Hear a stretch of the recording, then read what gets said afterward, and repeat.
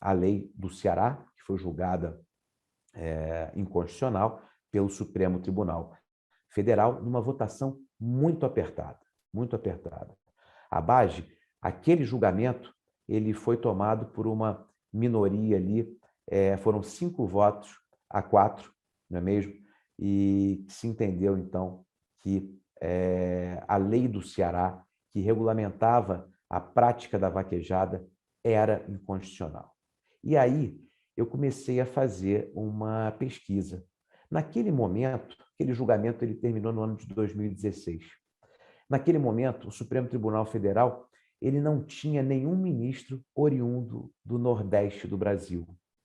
Aliás, eu fui fazer uma pesquisa. Sabe quantos ministros do Nordeste foram nomeados para o Supremo depois da Constituição de 1988? Apenas 2. O ministro Ilmar Galvão, que apesar de ser baiano, a origem dele é toda no Distrito Federal, né? E o ministro Aires Brito. Foram os 2 ministros da Bahia nomeados após a Constituição da República de 1988. E naquele momento não havia nenhum ministro do Nordeste. Então foi uma decisão ali muito apertada, muito acirrada. E eu trago no livro, né, o Lucas me ajudou nessa pesquisa, me lembro bem na época, trazendo ali o voto de cada um dos ministros. E o voto do ministro Luiz Fux é muito interessante, porque ele faz ali uma análise, uma crítica, não é mesmo?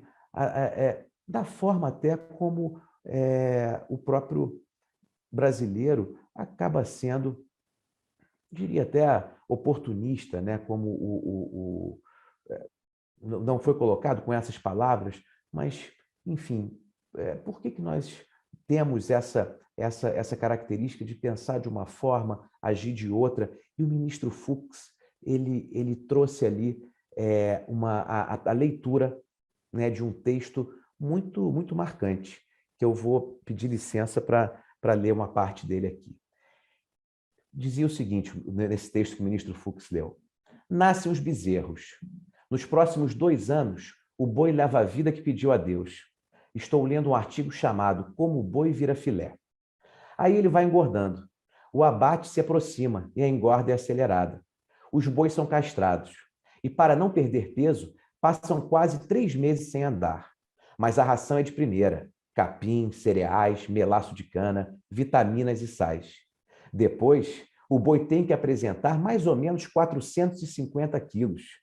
E se apresentar menos, ele é morto. Ao atingir esse peso, o animal é enviado ao matadouro. A viagem é estressante. O animal urina e sua mais do que o normal e chega a perder até 3% do peso. 1 hora antes do abate, os bois são examinados. Quem passar no teste vai para a fila do abate. Os doentes são mortos separadamente. Se a doença for grave, a carcaça é incinerada. Normalmente, há curvas para que os animais não saibam o que está acontecendo. E nas paredes, dispositivos anti-impacto dão choques leves ou emitem ruídos. Um banho evita que a sujeira contamine a carne. Tiro certeiro. No box de atordoamento, o animal recebe um tiro com pistola de pressão ou um dardo que perfura o cérebro e desmaia. A partir daí, para que não corra o risco de acordar, o boi deve ser morto em no máximo 3 minutos. Uma portinhola se abre e o animal cai desacordado, numa espécie de esteira. Ele será içado pelas patas, para ficar com o pescoço para baixo. Primeiro, um corte na pele do pescoço. Depois é só esticar o braço e chegar à jugular. O boi está oficialmente morto. Durante 3 minutos, seus 20 litros de sangue escorrerão numa canaleta, para ser vendidos a fábricas de ração para cães e gatos. Sem prejuízo. Além do boi virar filé, vaca sem filho vai para a Bolívia. Boi doente vira vela. Fazem vela com o produto do boi doente. Senhor presidente, é assim que se alimenta a humanidade. E a Constituição Federal estabelece que a alimentação é um direito social, inalienável. Eu pergunto a Vossas Excelências, no plano empírico, existe meio mais cruel de tratamento do animal do que o abate tradicional no Brasil, que não é vedado pela Constituição? Esse foi o trecho lido pelo ministro Fux, e que demonstra ali, né, uma verdadeira hipocrisia, né? a maioria, tirando os veganos, enfim, se alimenta de carne de boi, de vaca, não é mesmo? E o boi, para ser abatido, ele passa por isso. Isso sim é sofrimento. Na vaquejada, não.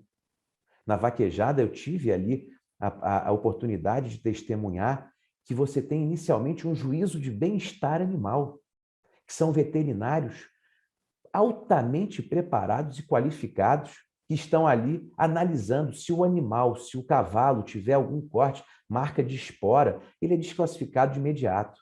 O boi, ele tem um rabo artificial que é acoplado na cauda, para evitar ali, né, que haja algum destroncamento, que haja uma ruptura. Agora, pode acontecer?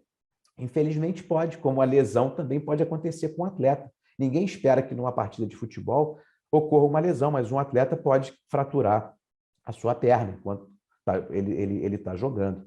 Então, na vaquejada, você tem ali o juízo de bem-estar animal, que se preocupa com o cuidado do animal, né? Até como critério eliminatório. Então, esse julgamento do Supremo Tribunal Federal, ele julgou inconstitucional essa lei do Ceará, né? Por 5 votos a 4. Mas houve ali uma manifestação, um movimento posterior, no sentido de, enfim, não de mudar esse julgamento, porque o julgamento já estava concluído. Então, logo em seguida, você teve a aprovação da Lei 13.364, de 2016, que eleva a vaquejada e os rodeios, né, a uma manifestação cultural e a um bem, né, a um patrimônio imaterial do povo brasileiro. E logo isso daí foi logo depois do julgamento, no ano de 2016. E em 2017 você começa ali uma proposta de emenda constitucional, né, que altera o artigo 225 da Constituição, insere o parágrafo 7º para dizer que a prática com os animais, né, que sejam práticas culturais e reconhecidas como manifestações culturais e bens imateriais do Brasil, não implicam em sofrimento para o animal. Essa foi a emenda constitucional número 96, que foi aprovada em 2017 pelo Congresso Nacional e que, portanto, inseriu esse parágrafo 7º no artigo 225. E aí muita gente criticou, dizendo que isso foi um contorcionismo para você driblar, não é mesmo, a decisão do Supremo Tribunal Federal. Mas aí tem uma questão muito interessante. O Poder Judiciário ele está vinculado ao efeito erga omnes de uma decisão, né, declaratória de inconstitucionalidade. Agora, o Poder Legislativo não. Ele não está vinculado a esse efeito erga omnes da decisão. Então, por uma superação legislativa, você pode sim editar uma lei contrária a um outro ato normativo que foi declarado inconstitucional.